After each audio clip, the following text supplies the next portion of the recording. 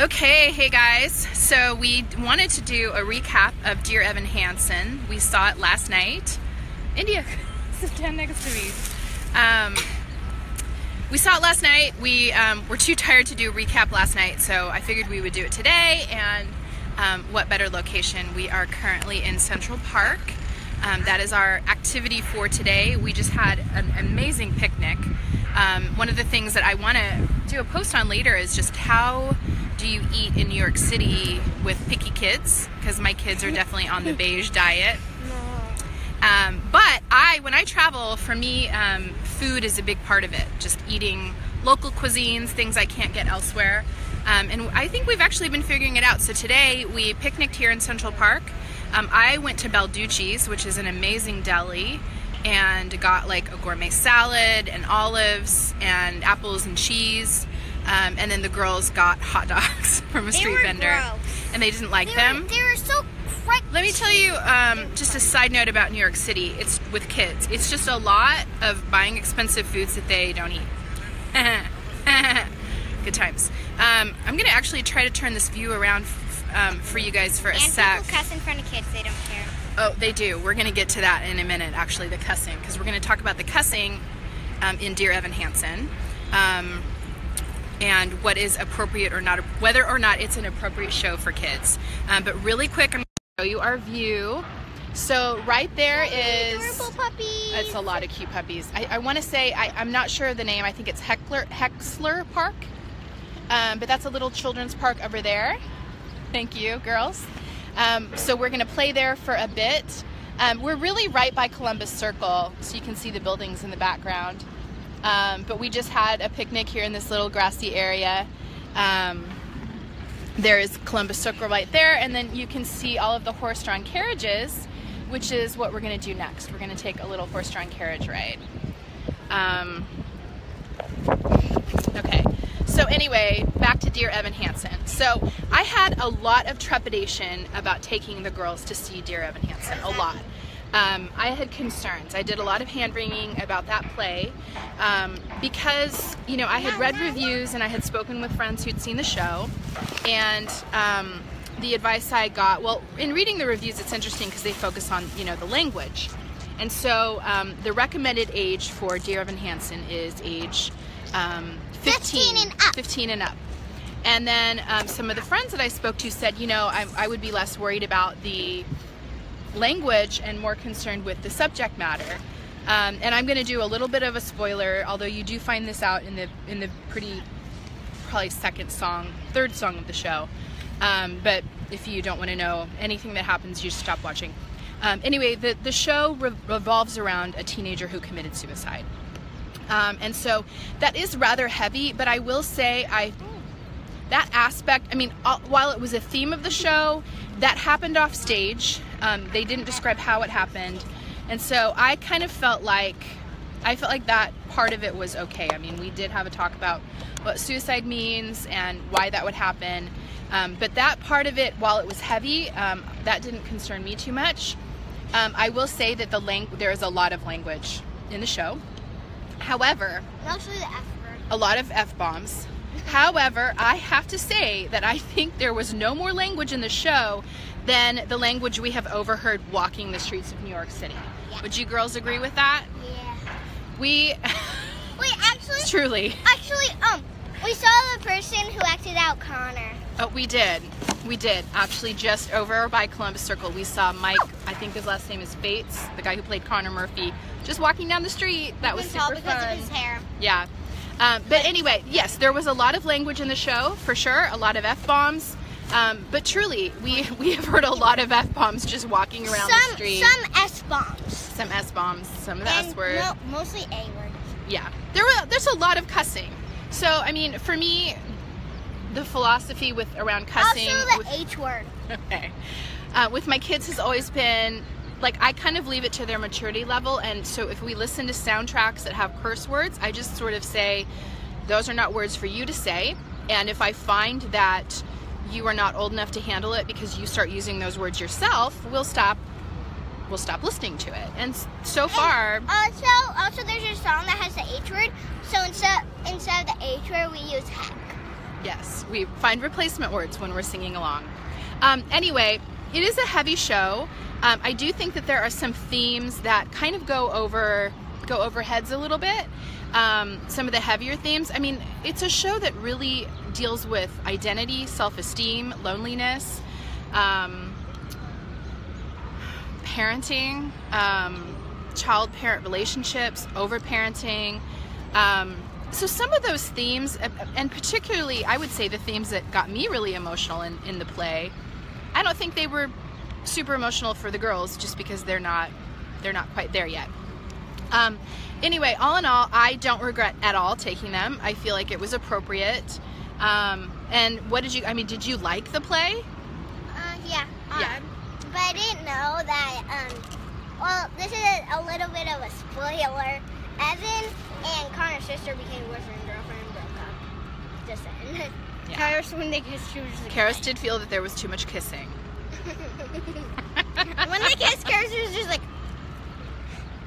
But they did. They really, truly enjoyed the show a lot. I loved the show. I'm so glad we went. I'm so glad I took them. Like I said, I'm so glad I got a booster at intermission. Oh yeah, they had booster seats too, which was funny. And my kids were the only kids I saw in the theater. I saw another one. Oh, you did? You saw another kid? But like 13. Like there were a few kids in Hamilton, but this was definitely, I mean, again, I think you would really have to gauge your kids and what they can handle. I will say there were a lot of adult jokes too. A lot of teenage boys razzing each other about teenage boy activities, which I think kind of went over heads. A lot of teenage boys like poking fun at each other that maybe they're gay. So we've had a lot of actual conversations in our house prior even to the play, just that's super inappropriate, that you don't make fun of someone for being gay, whether they're gay or not, that's not funny or an insult. My best friend's mom is gay.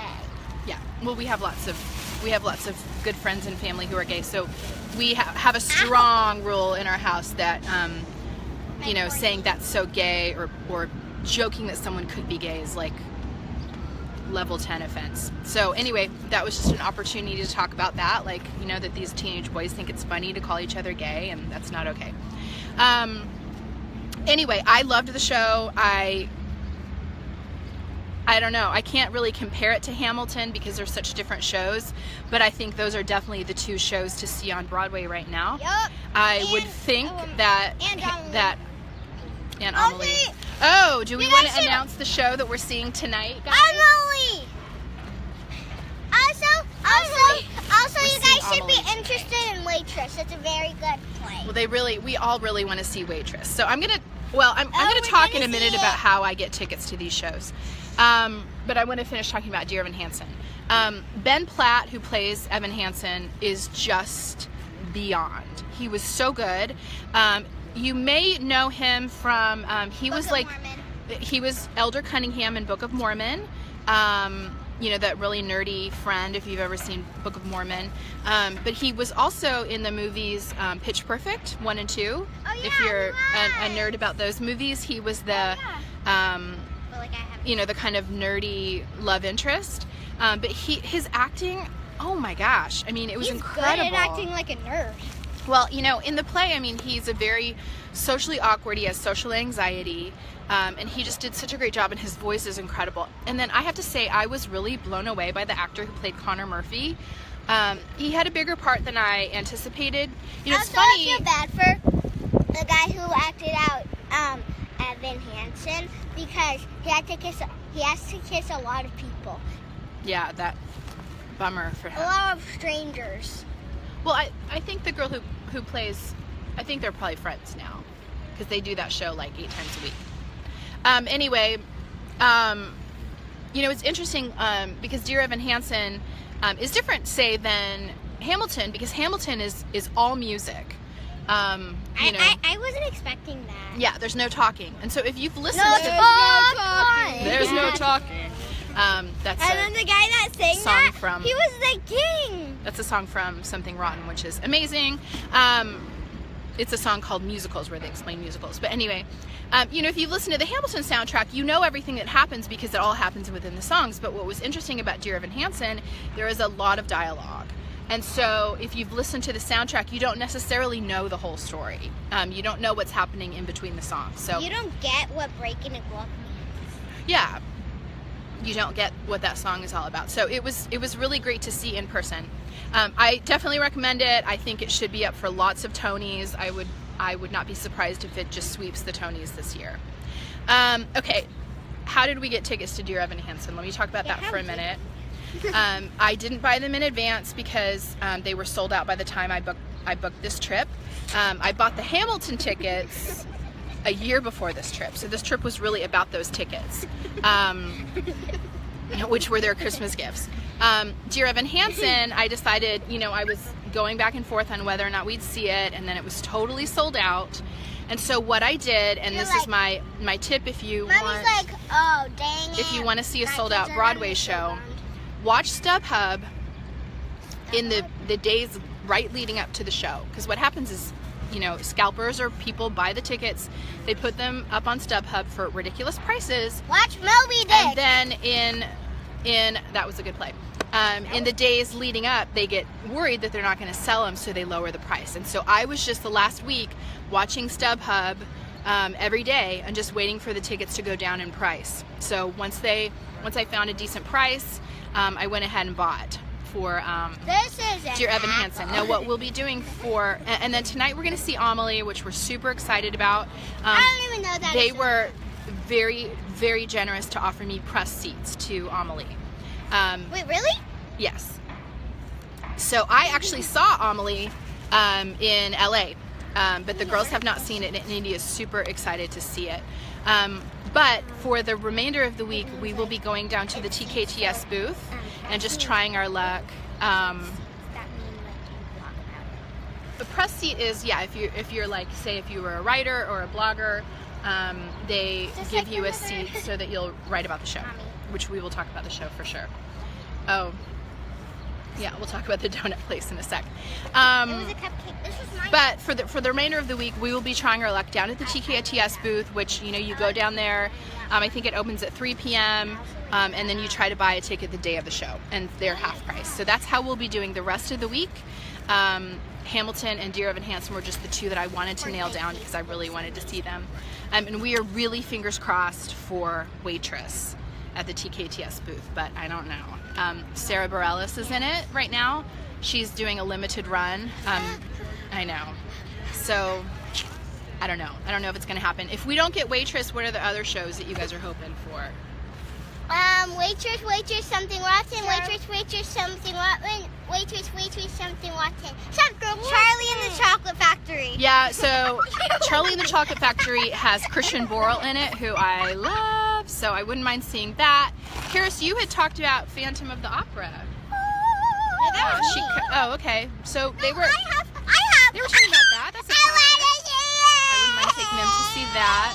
What are some of the other plays we were thinking of? Hey, Karis, there are people looking at you.